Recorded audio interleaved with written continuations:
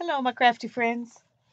Um, I've got a couple of things I want to talk to you about today. First thing I want to do is a small haul, but in order to talk to you about that, I have to explain why I even went to the thrift store today. Rosemary Morris is doing a challenge, Rolodex book challenge, and she used the bigger Rolodex cards, but these are the ones I have, and I have a million of these. Got them at the thrift store for a couple of bucks. And okay, I have 2,000, not a million, but anyway. Um,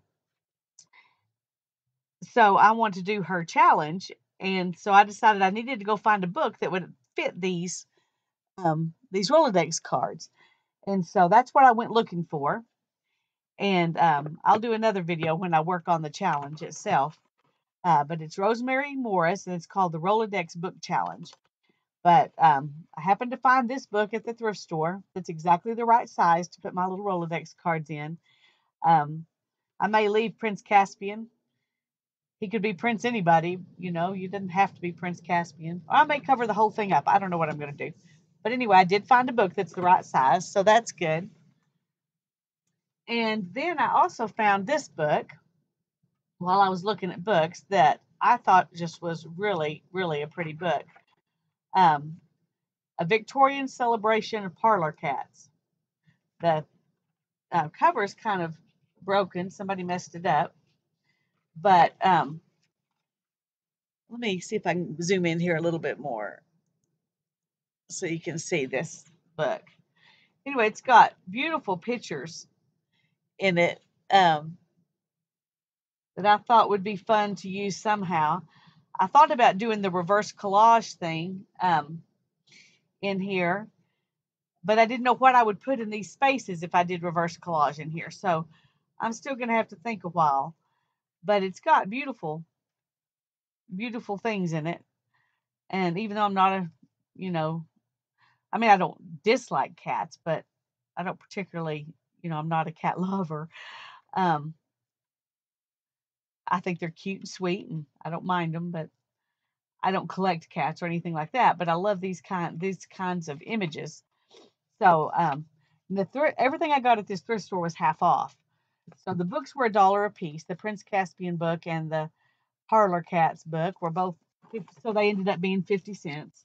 And then I got a bunch of National Geographics for a quarter a piece that were normally 50 cents a piece. So that was nice. You can always use another one of those. And then I got these things. I got oops, came off here. For Sculpty clay, it's letters and numbers to make tiles, which I thought might be fun. I've done a lot of Sculpty clay stuff in the past. I haven't done it recently. My daughter enjoys it though. But I thought this would be fun letters to put in journals and stuff. And originally they had $1.99, so I got that for $1. And then this, I'm not sure what this is, some kind of paper, A7 layers for making cards. Well, let's look at them and see what they look like. It looks like it's embossed. There's also something we could use as a stencil, jelly plate stencil. That's cool. And then this piece of embossed paper that could be used however you use paper like that. I'm not a big card maker, but um, I'm sure I'll find a place for it. Oh, there's two of those. Oh, each one of them comes with this piece here, so that's neat. And then two blacks, same thing. They're really kind of I don't know, a metallic charcoal gray. They're not really black. Um, and then two that are kind of an antique white.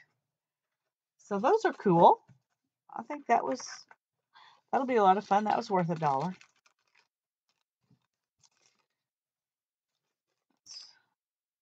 Put these back in here.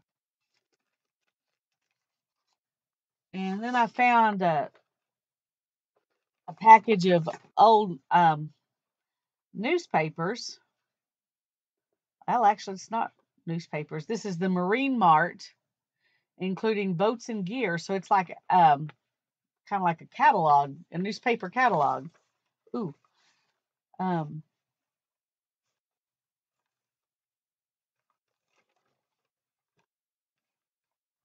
that's kind of fun.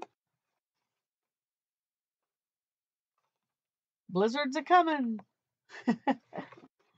Okay, this is the first November issue. It's published 2 times a month from 1958.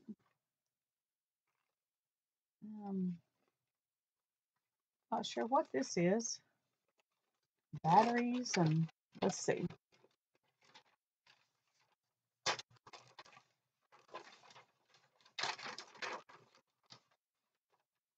This is aviation's leading supply house, whatever that is. Let's see if I. Huh. I don't know, but it'll be fun to use.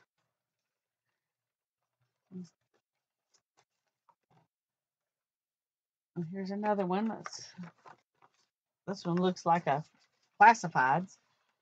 Trade-a-plane service from October 1958.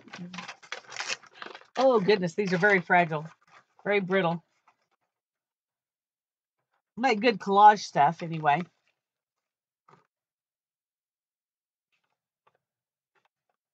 Here's some more tools.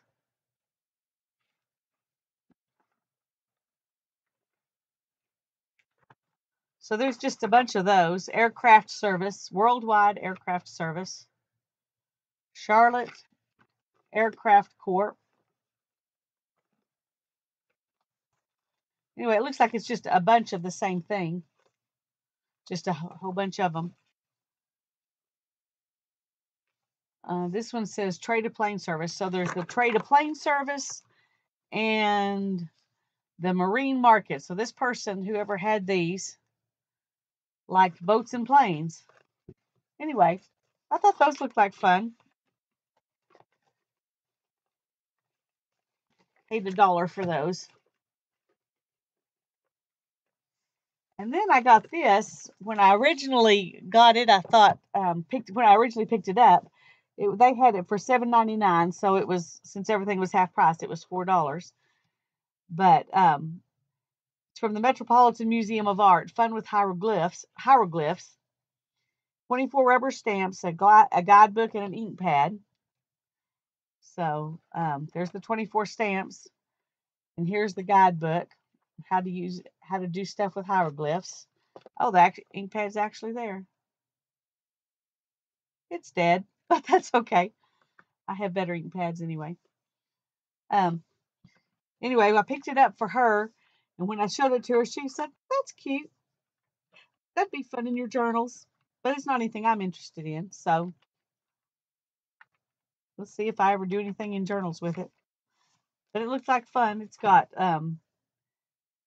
bread loaf, foot, hand, horned viper, lake, vulture, folded cloth, pot stand. This one's unknown. Quail chick, reed leaf, forearm, cow's belly. Oh, I didn't know they'd need a special word for cow's belly. Water, basket, shelter, cobra, doorbolt, stool, rope, open mouth, hobble rope, owl, and hillside. So I guess you can put those together. Here's a thing that tells you how to use them for your alphabet. So you can put those together to make words. Anyway, I'll probably play with that. That looks like fun to me. And then I got some paper. I'm not a big crafts scrappybook paper person, but if I can get some at the thrift store that's, much cheaper, then I enjoy it. I just don't go spend a lot of money on it. This was decorative paper. That's all it says. Craft pack. Don't know anything else about it. But it's got an odd feel, kind of a fabricy feel to it.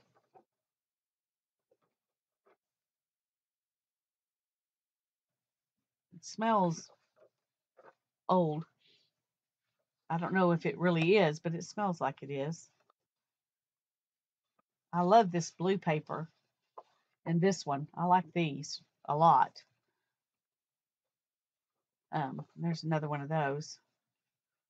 Oh, no, it's a different kind. So I've got this one and then two of these. Oh, well, these are slightly different too. This one's gray and this one's a little bit blue. And then two of these. I'm not really big on that one, but I'm sure it can be used for something. And then the large size of the same things, I guess. Two of those.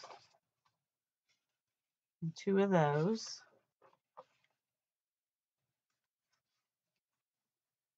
And one of those. It's kind of that one looks kind of a grayish, gray and green. And then this one's kind of purpley. Anyway, that's interesting paper I've never seen before. So, and the texture of it is really unusual. And I got that for $1.50, which I'm not sure if that was worth it or not, but if I use it in something, then it will be worth it, I guess.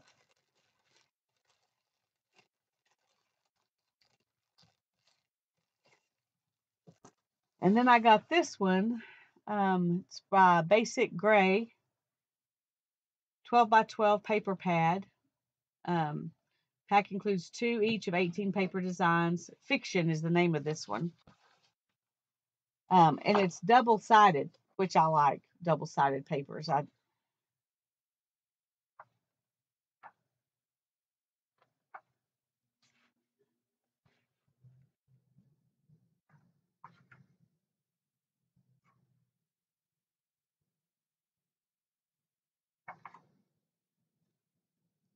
That one's a little bit hard to see.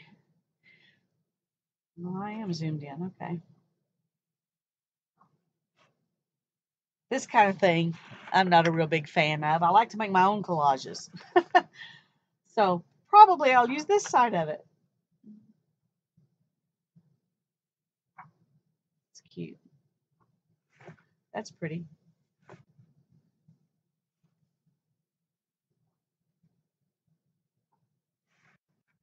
That one looks like it's flocked wallpaper, but it's not flocked.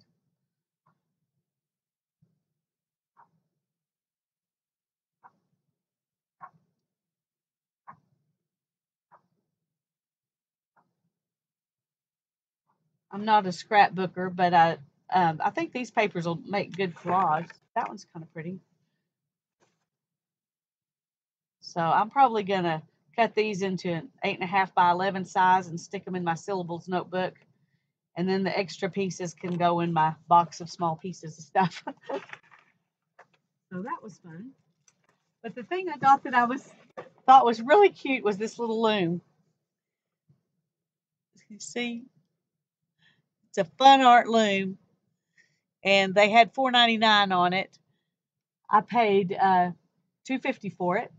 The original price was $7.99 from Ben Franklin's. We haven't had a Ben Franklin in town, goodness, 20 or 30 years. Maybe more than 30 years. I don't know. I remember going to Ben Franklin's when I was a teenager. I don't know how long it's been out. But anyway, this looks like it's never been used. Somebody bought it and then they never did anything with it. It's got a little bit of yarn, some string. This is now that might be warp. It's a little bit different from these two, so that might be what that is.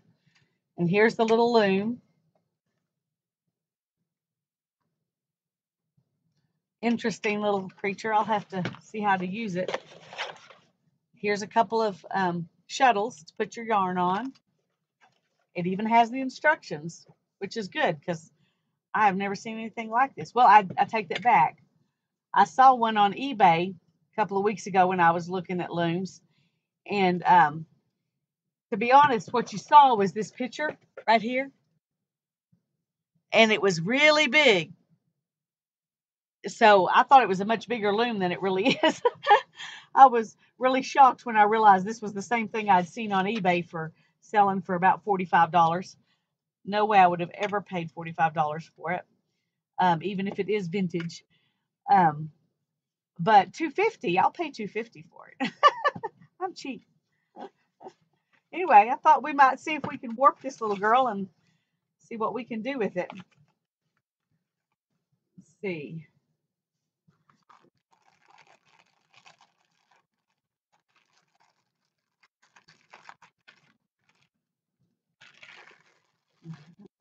Tiny little, tiny little things of yarn. Oh, they're cute. And these, yeah, these are the warp threads. I guess you can, I don't know how many times you can actually weave something with this because, I mean, of course I've got lots of yarn. I mean, string I could use as warp threads, but that one's not so good. It's a part of a thread. All right, let's see what it says to do. Take 5 pairs of threads plus 1 single thread. Fold the threads into 2 and tie a knot at the end of the cylinder, at the end of cylinder A. This is cylinder A.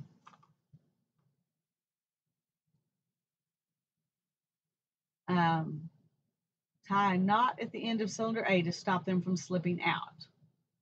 All right, so let's get 2 of these. Fold it in 2.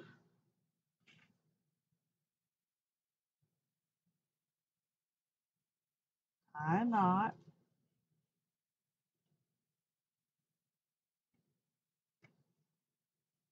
I'm not sure that's what they wanted me to do, but anyway. Okay, let's see what we can do here. There's 2 more.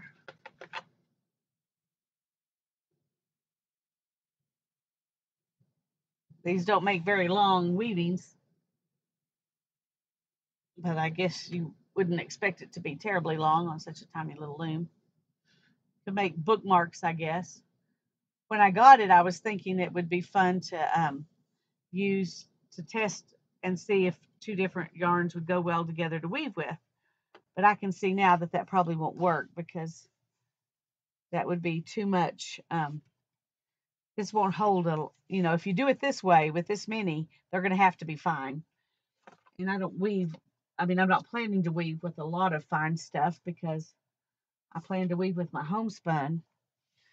I do spin fairly fine on a hand spindle, but my spinning wheel won't spin very fine. It spins kind of I don't know. It's not exactly bulky, but it's not terribly thin.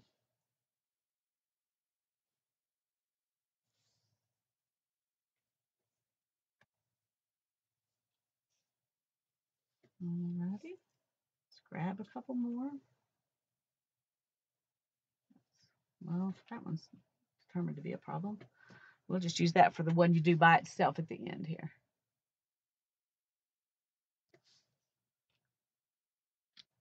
Okay, do these, tie a knot at the end.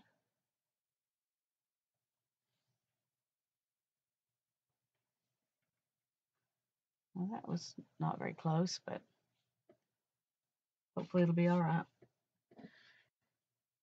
It's not like this is going to be, a major tapestry piece or something I'm going to be able to wear. It's just for fun.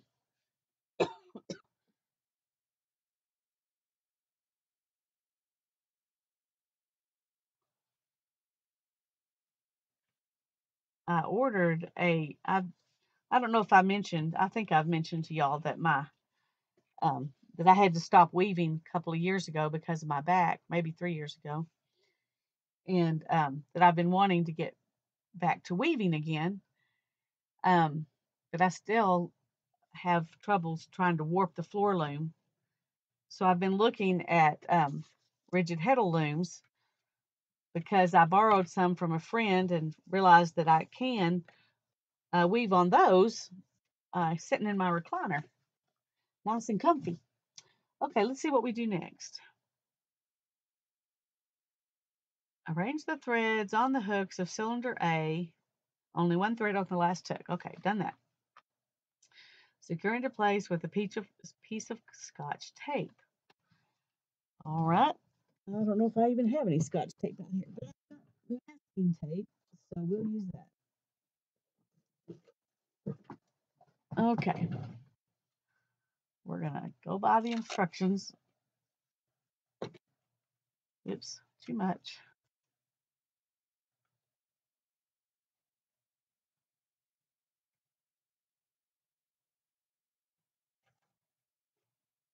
Okay, secure in place with tape. There we go. Alrighty. Unlock and pull open the handle on the adjusting device. This is an adjusting device. See, I thought it was like a heddle device. Okay. And then, what does it say? Lift the handle, open the adjusting device, arrange the threads one by one into the 22 grooves. All right. One thing you need to know, I'm not sure if you can see this, is there's a groove and then there's a slot, and then there's a groove and then there's a slot, and a groove and a slot. And that's what you're going to do is put one thread in the groove, one thread in the slot, one thread in the groove, one thread in the slot, so that you can get all of these in here. I'm going to start with these two because they're the easiest. This is not going to be easy to get to stay in place while I do the other ones.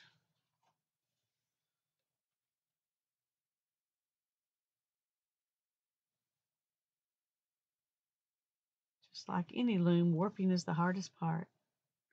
Once you get the warp done, weaving's a breeze, but whoops.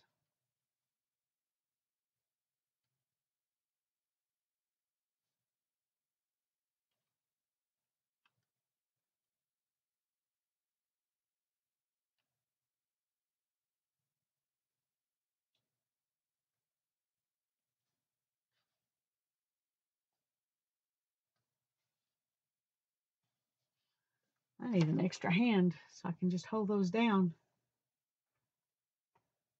When all the threads are placed into the grooves, lower the handle and lock it in. Tighten and wind the threads by turning handle A. Okay.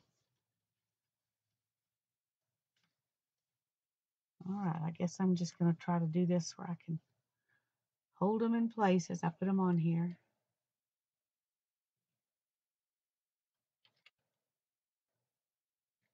Well, that's not actually too hard. Okay. We'll see how it is as I get further along. Alrighty. Grab the next bunch.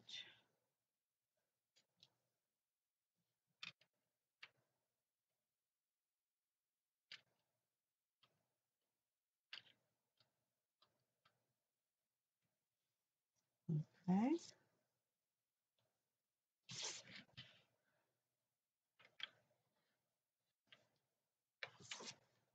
Okay. Hold those. Once I get them all in there, I'll lift it up and maybe you can see.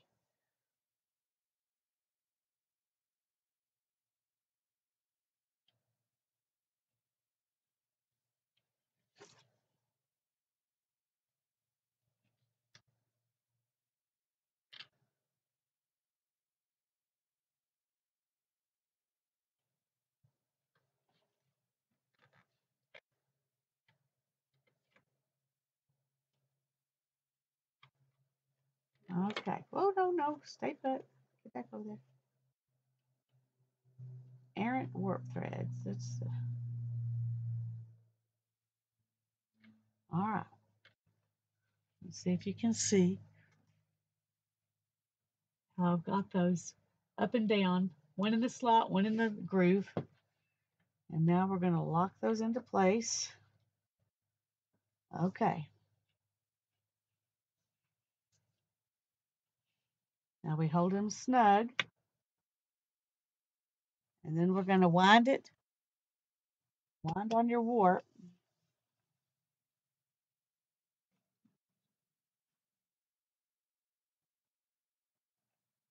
I don't know if you can see this, but it's going in kind of in the two layers as it's warping, as it's winding on.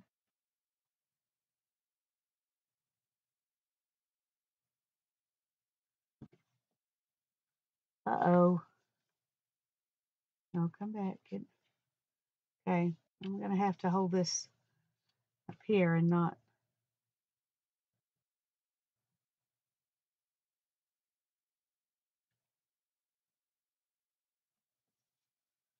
And a big loom, I would put some kind of paper or something to keep that from packing. Short enough little thing, it's not going to be an issue, I don't think. But they are twisting just like they do in a big loom. That's funny.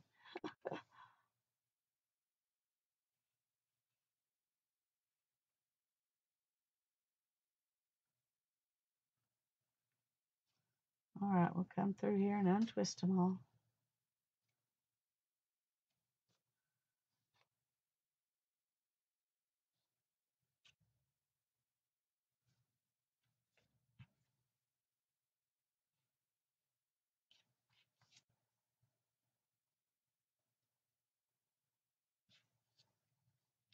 All righty. Now we've got that done. Let's see what the next step is.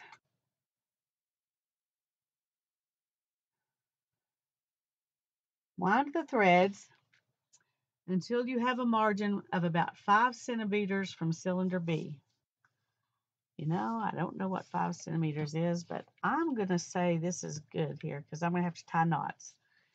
And there's not going to be room for me to tie knots if I go any further. So, okay, arrange them one by one into the grooves of the adjusting board.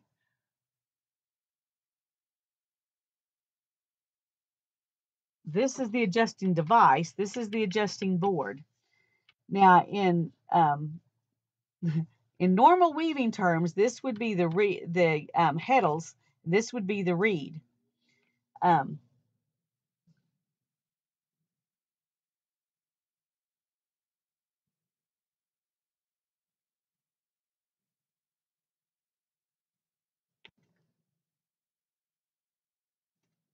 okay.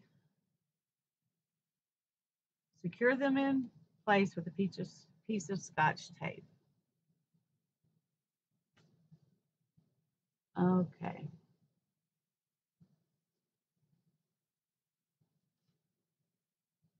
I'm going to go from this side. That way I can hold them in place.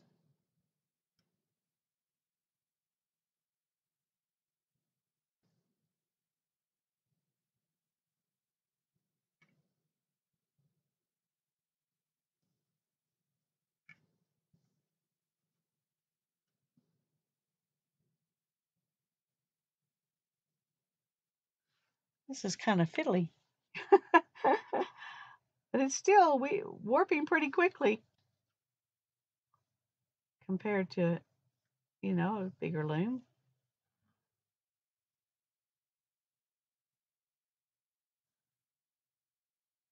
Okay.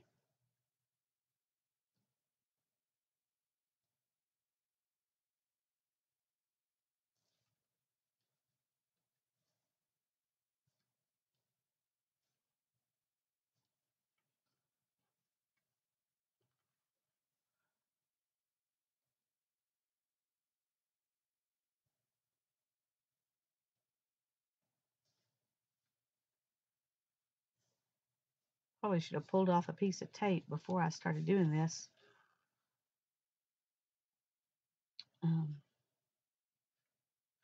Actually, let me read the next step here, make sure I'm thinking correctly. Okay, pull the threads evenly, tie a knot for every 4 threads, and hook onto the hooks on cylinder B. All right. I'm just going to do this 4 at a time so I can do that. That way I won't have to try to figure out how to hold them.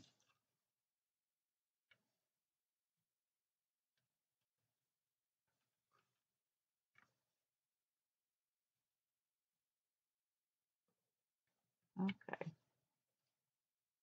I gotta tell you what.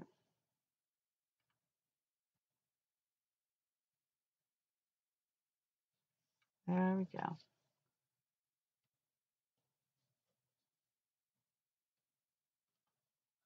Ah!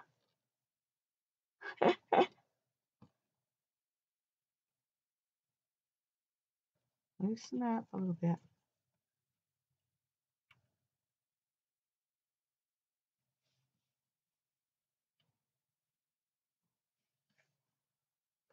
Okay. When you're working on a different loom, on a bigger loom, whether it be a rigid heddle loom or a floor loom or a table loom, you've got the loom kind of secure. This one keeps backing up. And since it's backing up, my threads keep slipping. Okay. Now stay there just long enough for me to tie you in. Okay, I'm going to just do it like that for now. I'll go back and finish tying it later. Okay, here's 4 more.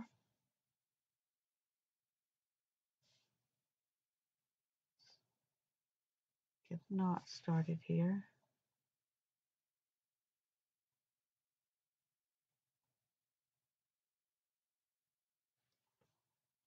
Okay. There we go. Now the next 4.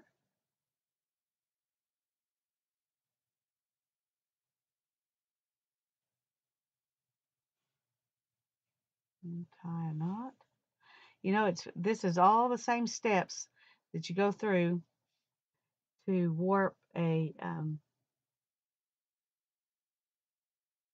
big loom. So it's kind of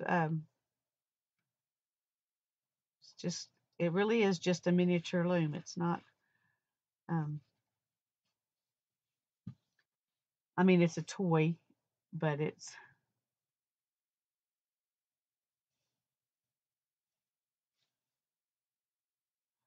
okay. That's not gonna work.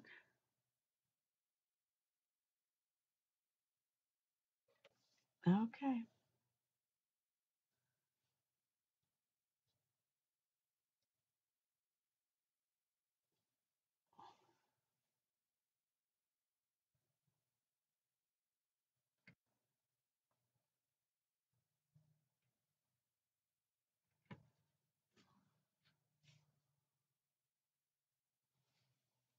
And then you're going to have 2 that are done separately at the end because we had that one side that only had 2.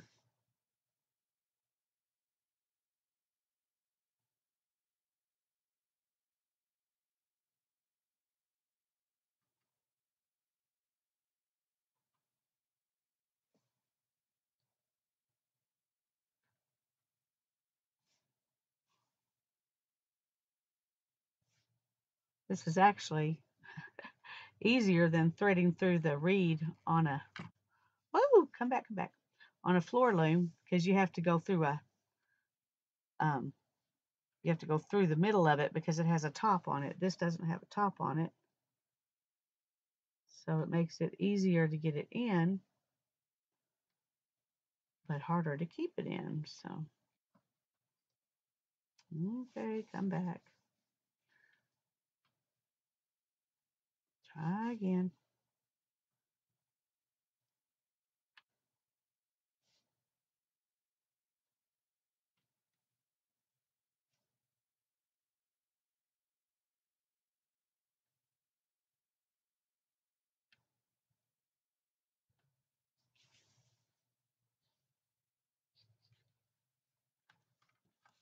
Okay, and then the last 2 we will tie around this one.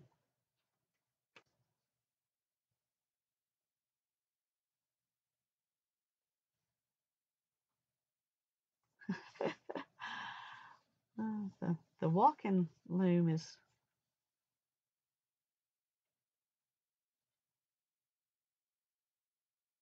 Maybe I should have clamped it to the table or something first.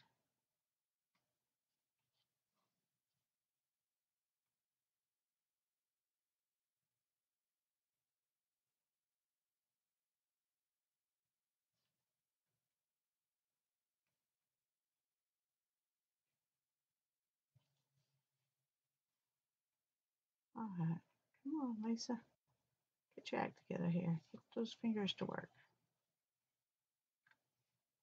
Okay. Now you want it to have pretty much the same tension, so I'm going to go back and kind of pull them a little bit tighter. And then I'm going to tie another knot under there to hold it in place. Do the same thing with these. Pull it and then tie another knot.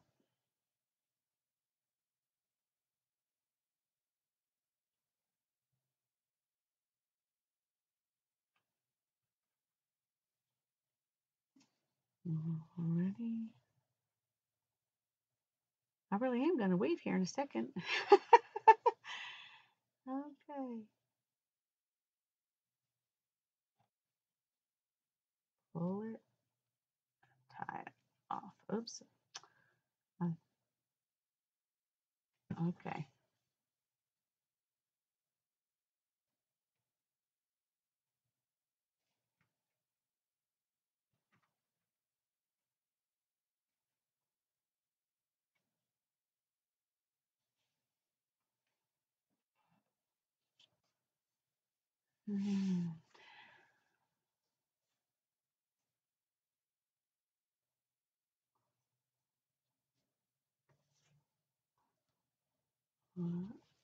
Pull it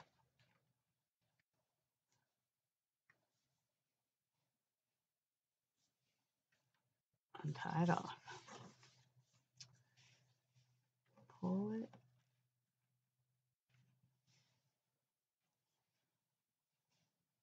and tie it off. Alrighty.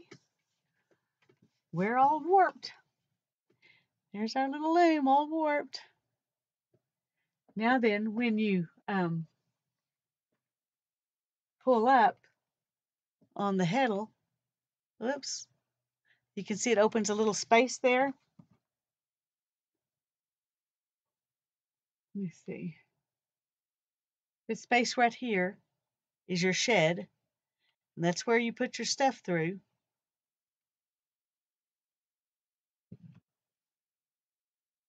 And then you've got to somehow be able to get it to go down.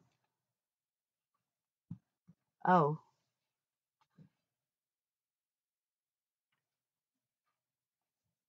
Huh. And that's how you get the other shed. So there's not a lot of space on there. Let's read and make sure I'm doing this right. I'm just going by instinct there. Okay, it says, grasp the loom from the handle and push upward and downward to check the tension on the threads. Okay.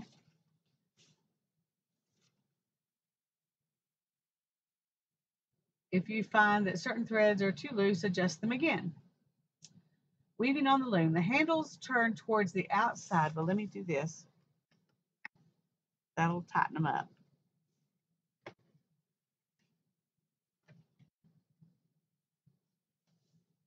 Okay.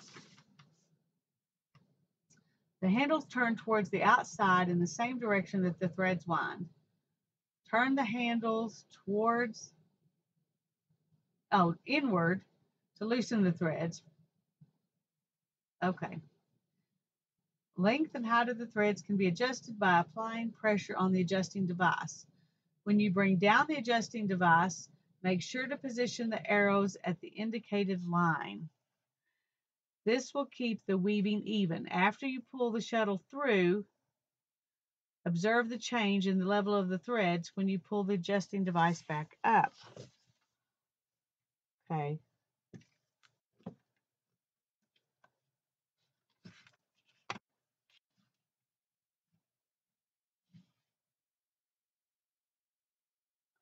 Boy, that gives you a really tiny shed. You got a nice shed back here, but that's not where we need it. We need it right here.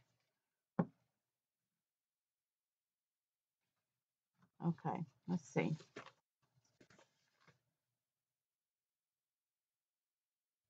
Observe the change in the level of the threads when you pull the adjusting device back up. Okay.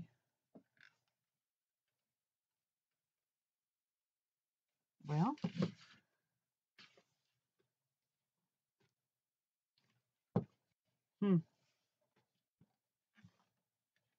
that's weird. When you pull it up, okay, let's see what it says here.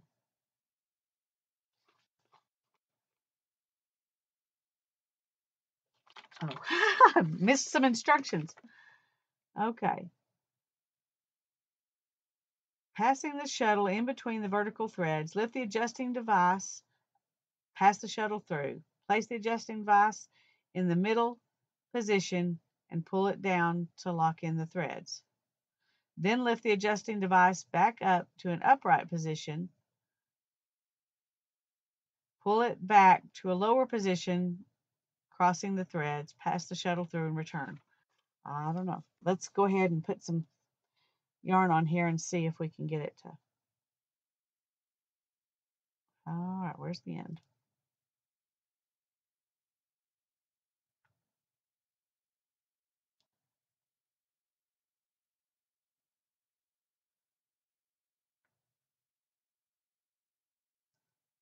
There we go.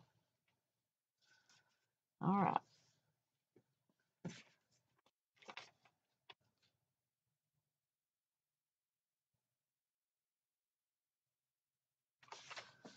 Okay. Let's tie a little knot right there.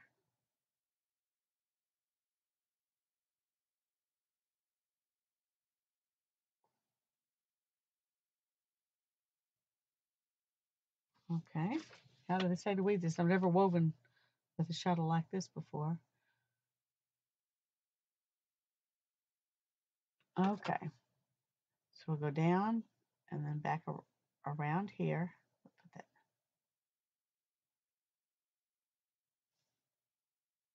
And then down and back around here and down and around and down and around.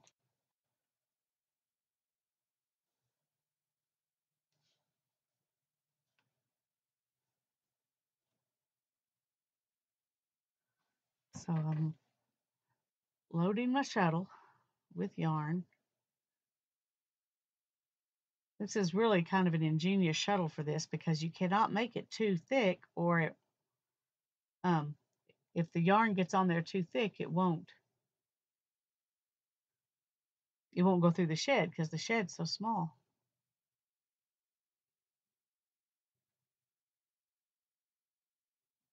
Okay, I'm going to stop with that right there. Let me find some scissors.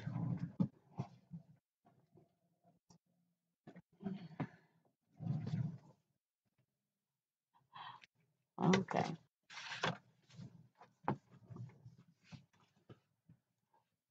All right, let's see what we do here.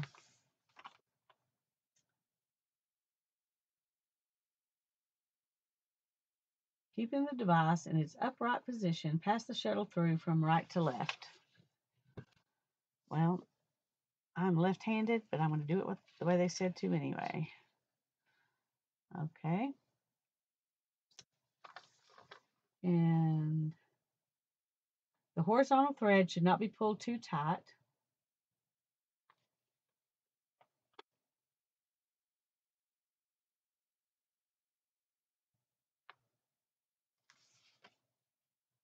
So start weaving about 1 inch from the weaving board. All right. Use the adjusting device to move the yarn down to the adjusting board. Then pull the adjusting device back into its initial position. Now pass the shuttle through from the left to the right.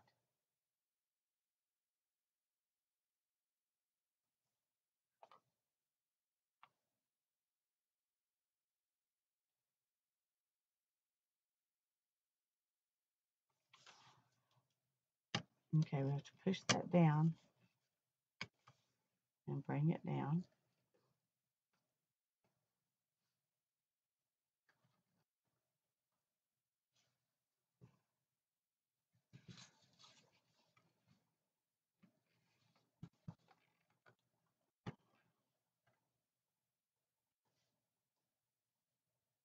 Okay, that's not going to work. There's got to be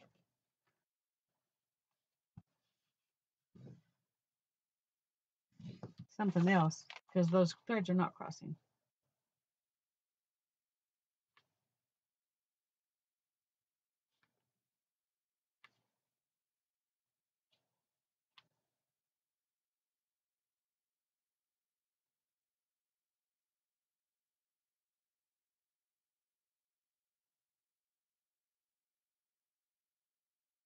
Oh, okay.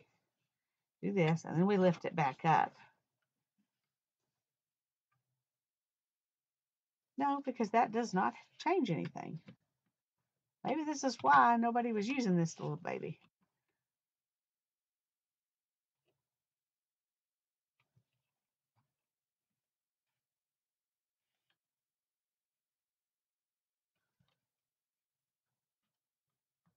Okay.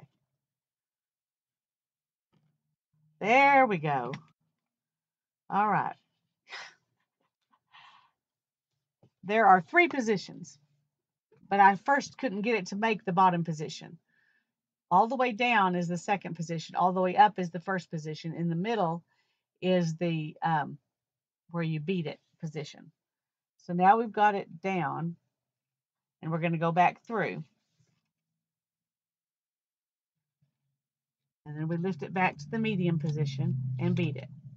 And then up and through this side, down to the middle position and beat it. Oops. You see that right there where that's floppy? Okay, my threads moved out of their position. And that messes everything up here.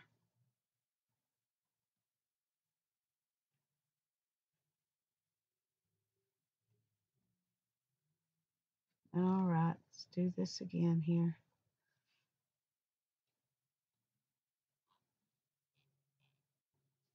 You can see that some of the threads moved because I didn't put the tape on there. Like it said to put the tape on there. Yeah, okay, they said that for a reason. All right.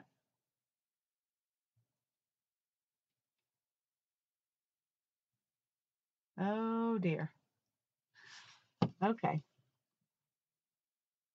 We're going to have to move everything over one slot.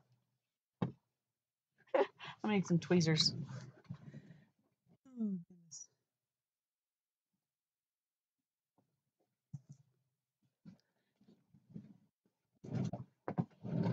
Okay. When things jumped, I got 2 threads right here, and everything moved over. And now I don't have enough. I don't have threads in all the places, so I'm going to move them over.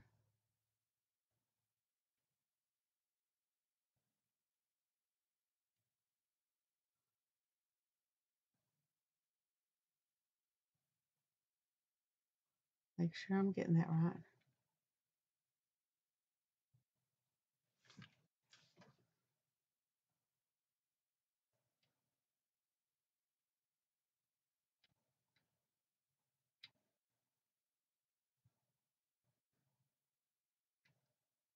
That's just part of weaving.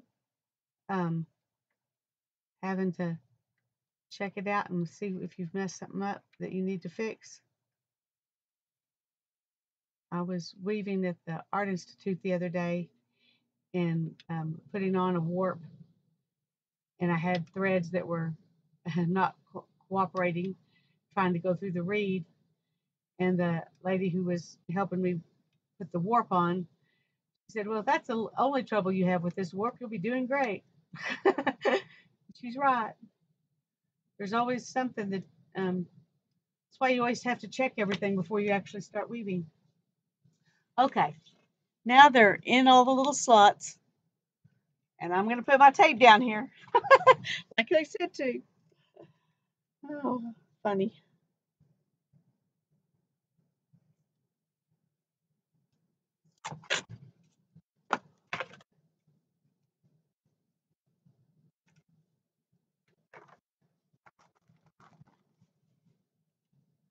I think about like that.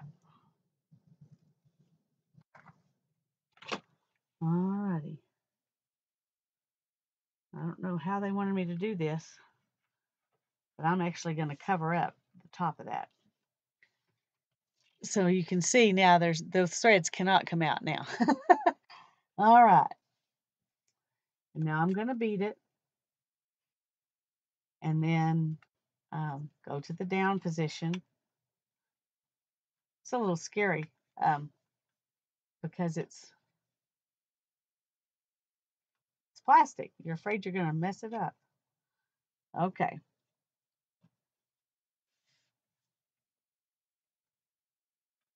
And then we'll go through.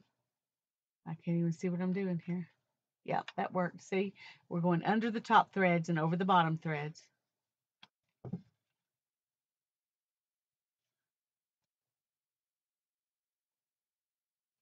And on a big floor loom, you leave an angle like this.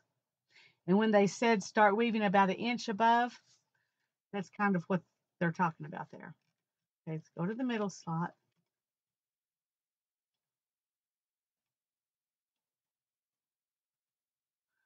And then we'll beat it down. Pull that so that it's done. And we're going to go all the way up. And I've got my thing coming around here.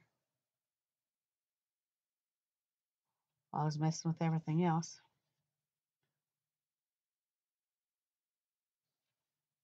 I'm going to tuck that under that tape too so it won't keep getting in my way. There we go. All right, and then we're going to go under the top threads. And their instructions are made for right-handed people.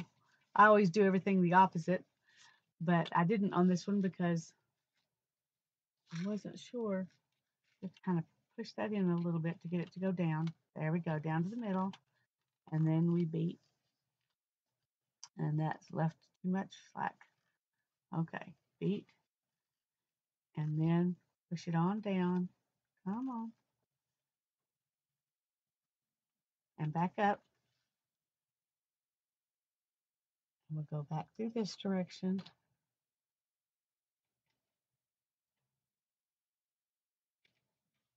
And bring it to the middle. And beat. And then all the way up. And come back from this direction.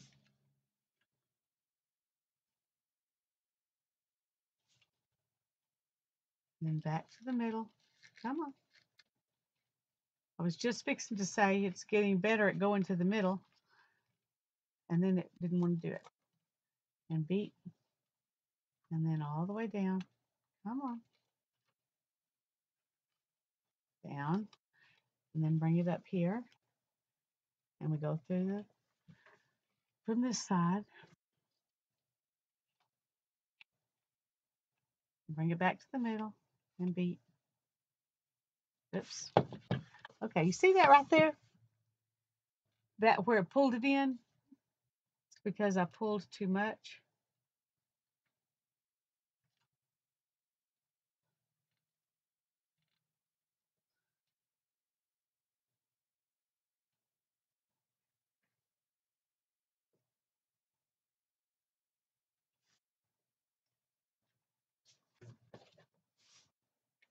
We'll go back through here.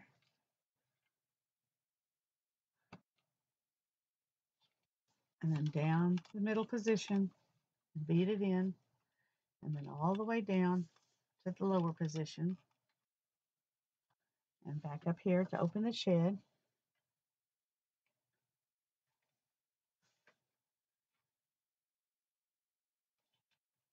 And then we open it to the middle and beat it in and then bring it all the way up.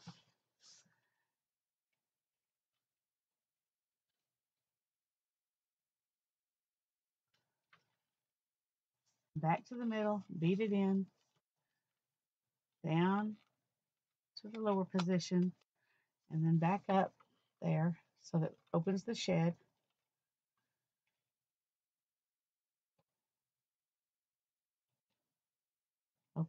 Back to the middle position, beat it in, all the way up.